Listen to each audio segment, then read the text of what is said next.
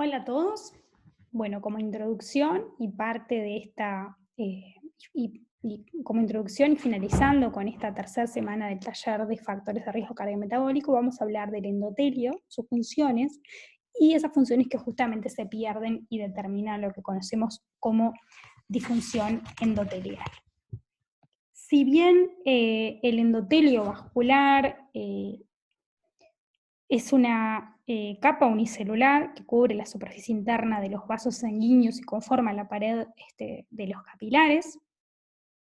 Si bien es un órgano estructuralmente simple, es un órgano funcionalmente muy complejo, que es mucho más que una barrera, una simple barrera, que es lo que a priori intuitivamente pensaríamos sobre una capa celular que reviste los vasos sanguíneos. ¿Sí? Es muy extenso, ocupa aproximadamente 600 metros cuadrados y si lo colocáramos todos juntos pesaría aproximadamente 1,5 kg. ¿Tá? Como mencionábamos, tiene múltiples funciones, siendo, sí, una de ellas el ser una barrera selectiva, permitiendo en distintos sectores del organismo el pasaje de distintas sustancias, pero además de eso genera múltiples mediadores con roles importantísimos en lo que es la cascada de la coagulación, la fibrinólisis y la agregación plaquetaria, la proliferación de las células musculares lisas, la adhesión de leucocitos y el desencadenamiento de respuestas inflamatorias e inmunitarias, y como mencionábamos, un rol muy importante en la regulación del tono vascular. ¿Para qué importa la regulación del tono vascular? Bueno, porque va a determinar el flujo sanguíneo, la presión arterial y, las distintas consecuencias que la determinación de esos puntos genera. Para la regulación del tono vascular es muy importante tener en cuenta de que va a haber una gran interacción entre lo que es el endotelio y las células musculares, y vamos a tener factores, por un lado vasodilatadores y por otro lado vasoconstrictores.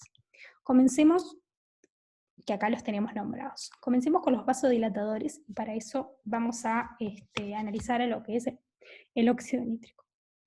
El óxido nítrico es un gas estable que es sintetizado por las óxido nítrico sintasas a partir de la L-arginina.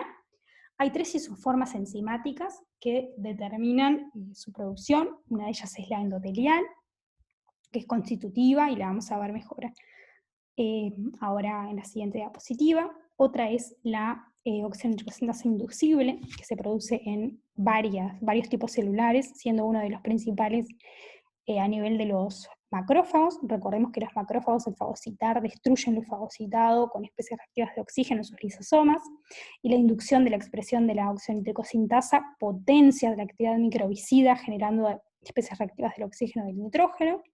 Por último, la óxido nítrico sintasa neuronal, que se expresa a nivel del sistema nervioso central y del sistema nervioso en sí mismo, y genera producción de óxido nítrico como neurotransmisor. Vamos a hablar entonces de la endotelial, que como vimos se expresaba de forma constitutiva. Para que se produzca el óxido nítrico se necesitan distintos cofactores, como el NADPH, el FAD, ¿sí? Pero como algo muy importante, se requiere la presencia de sustrato, es decir, si no hay la arginina no se produce óxido nítrico, y la tetrahidrobiopterina o BH4 es el cofactor principal. ¿Por qué? Porque si no contamos con BH4, se genera un desacople de la función de la óxido nítrico sintasa y en vez de producir óxido nítrico produce anión superóxido, que como luego vamos a ver tiene funciones opuestas al óxido nítrico y es uno de los principales factores de la disfunción endotelial. Por otra parte, además, se describen inhibidores de la enzima, como ADMA y geranil pirofosfato, que están vinculados con el metabolismo del colesterol y con las dislipemias, y es una de las maneras por las cuales estas entidades se asocian con la disfunción endotelial.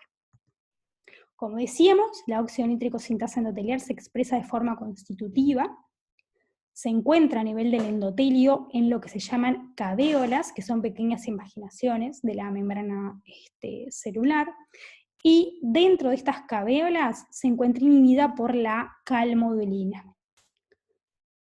Cuando se dan distintos estímulos que generan un aumento del calcio intracelular, el calcio se une a la calmodulina y libera a la óxido nítrico sintasa, como podemos ver aquí, y esto genera un aumento de la producción de óxido nítrico a partir de la L-arginina. ¿Cuáles son estos estímulos? Bueno, la acetilcolina, la bradiquinina, la histamina, la hipoxia, la presión pulsátil y el estrés, todos los estímulos que al aumentar la concentración de calcio intracelular determinan el aumento de la liberación de óxido nítrico. Como cosas importantes, hay una liberación basal y continua, con un nivel basal de óxido nítrico sin tasas que están produciendo óxido nítrico de forma permanente, y cuando se dan los distintos estímulos, como estos que vemos acá, que lo que hacen es aumentar el calcio, se aumenta la producción de óxido nítrico. ¿Qué pasa cuando aumenta la producción del óxido nítrico? Bueno, el óxido nítrico difunde, ¿sí?, hacia las células musculares lisas que están adyacentes al endotelio, activa la guanilato ciclasa y esto aumenta la producción de GMP cíclico, y el GMP cíclico activa la proteína quinasa G. ¿Qué hace la proteína quinasa G? Bueno, por un lado, cierra canales de calcio, y recordemos que la entrada de calcio era fundamental para que se diera la contracción muscular, y a su vez fosforila la cadena liviana de miosina, inhibiéndola. Todo esto, ¿qué es lo que genera? Genera una disminución de la contracción de las células musculares lisas, por ende las mismas se relajan, y eso lo que determina es la vasodilatación. Y es así que el óxido nítrico es el principal factor relajante del endotelio. El principal factor relajante liberado por el endotelio, que va a determinar la dilatación de la célula muscular lisa y por ende la vasodilatación. Otro de los factores vasodilatadores es la prostaciclina, es un mediador sintetizado a partir del ácido araquidónico, vasodilatador y antiagregante, y hay múltiples estímulos que determinan su liberación, que son en parte compartidos con el óxido nítrico, potenciando la actividad vasodilatadora del óxido nítrico. Por último, tenemos otro factor relajante, que es el factor hiperpolarizante derivado del endotelio. También es un metabolito del ácido araquidónico. Es importante tener en cuenta que no se libera de forma basal, sino que aumenta ante distintos estímulos a través de determinar un aumento del calcio a nivel del endotelio. ¿Y qué es lo importante? Que este aumento del calcio lo que hace es generar, apertura de canales de potasio. Esta apertura de canales de potasio genera una hiperpolarización de la célula que cierra canales de calcio de tipo L, y esto lo que hace es disminuir la cantidad de calcio intracelular y por ende, como veíamos hoy, una disminución de la contracción y esto relajación del vaso sanguíneo. Dentro de los factores vasoconstrictores, el principal es la endotelina, que en realidad no es una molécula única, son pequeños péptidos con propiedades vasoconstrictores, y hay 3 subtipos de endotelina.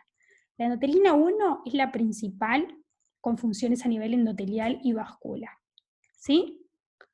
Es la más producida a nivel endotelial y vascular y es donde tiene sus principales funciones. Se eliminan a nivel pulmonar y va a tener 2 receptores, el A y el B. El A se expresa fundamentalmente en las células musculares lisas. Su principal agonista es la endotelina 1 y genera contracción muscular, proliferación de las células musculares lisas y efectos mitogénicos, como podemos ver aquí. Pero el receptor B se expresa sobre todo en las células endoteliales, y la unión de la endotelina 1 lo que hace es mediar vasodilatación. Entonces, ¿cuál es la acción final de la endotelina, siendo que tiene estos 2 receptores con acciones antagónicas?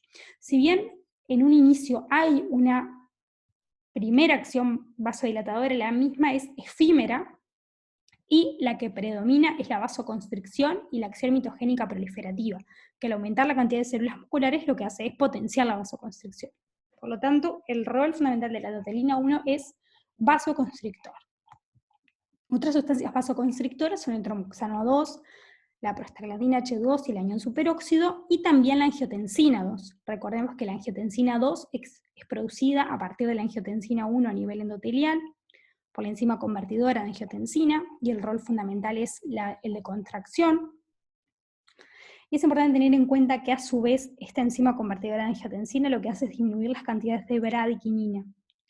La disminución de la bradiquinina genera una disminución de la producción de óxido nítrico y también un aumento de la producción de angiotensina, por lo que esa acción de la enzima convertidora también potencia la vasoconstricción.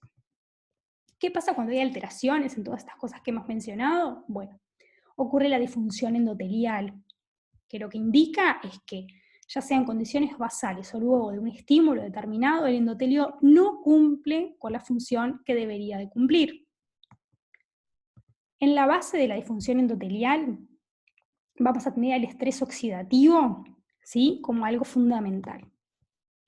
¿Qué es el estrés oxidativo? Bueno, como ustedes bien saben, nuestro principal mecanismo de obtención de energía es el metabolismo oxidativo, donde el oxígeno es el aceptor final de electrones a la producción de ATP. Esto nos da una importante ventaja energética, pero no deja de tener un potencial rol perjudicial, ¿sí?, dado que se generan especies reactivas del oxígeno que pueden generar un daño en muchas estructuras celulares.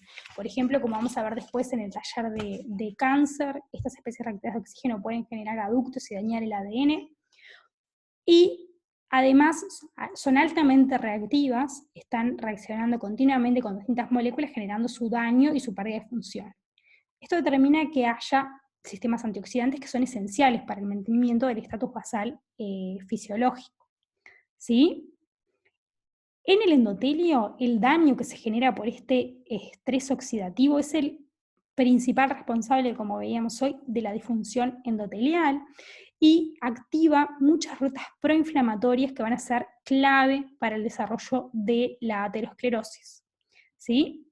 Es importante tener en cuenta que a nivel endotelial se produce una gran cantidad de superóxido, el cual debe ser rápidamente eliminado por las superóxido dismutasas, como vemos aquí, ¿sí? Pero si por algún motivo aumenta la cantidad de anión superóxido o disminuyen las superóxidos dismutasas, el balance va a ser hacia el aumento de los radicales libres o de la producción de aniones superóxidos.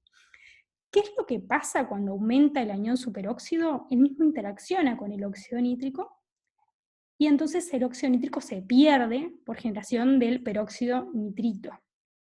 Y es a esto que nos referimos cuando decimos que disminuye la biodisponibilidad del óxido nítrico. Es decir, el óxido nítrico que hay se pierde por interaccionar con los aniones superóxidos.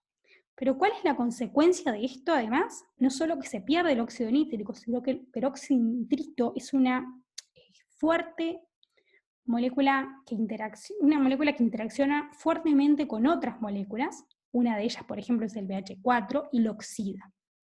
Al disminuir la cantidad de BH4, recuerden que se desacoplaba la óxido nítrico sintasa, entonces esto genera que además disminuya la producción del óxido nítrico, ¿sí? O sea que no solo disminuye la disponibilidad, sino que además disminuye su producción. Es importante tener en cuenta que muchas situaciones que se relacionan con el riesgo cardiovascular aumentan la NADPH oxidasa y por ende la producción de radicales libres o anión superóxido. Por ejemplo, la hipertensión, la insuficiencia cardíaca, la enfermedad renal crónica, el asma, las apneas del sueño, ¿sí? Todas estas circunstancias clínicas aumentan el estrés oxidativo y el aumento del estrés oxidativo aumenta, disminuye la disponibilidad del óxido nítrico y disminuye la producción de óxido nítrico por desacoplar a la óxido nítrico sintasa, ¿sí? La hipoxia, la isquemia, la inflamación, son todas circunstancias que determinan un aumento del estrés oxidativo, y con esta imagen quiero terminar remarcando el importante rol que tiene justamente el estrés oxidativo en la disfunción endotelial, básicamente por disminuir el factor considerado clave para la dilatación del endotelio, y es justamente a través de esto y de la disfunción endotelial como la hipertensión, la enfermedad renal crónica, las dislipemias, ¿sí?, se asocian con las alteraciones de las funciones del endotelio, y como luego vamos a ver, esas alteraciones en las funciones del endotelio están en la base de la aterosclerosis, que es el núcleo común de la mayoría de las patologías o enfermedades cardiovasculares, ¿sí? Bueno, luego continuaremos profundizando en algunos de estos aspectos en lo que es la clase por Zoom, y a su vez vamos a ir profundizando un poquito en la relación de la hipertensión, la disfunción endotelial y el tabaquismo. Nos leemos.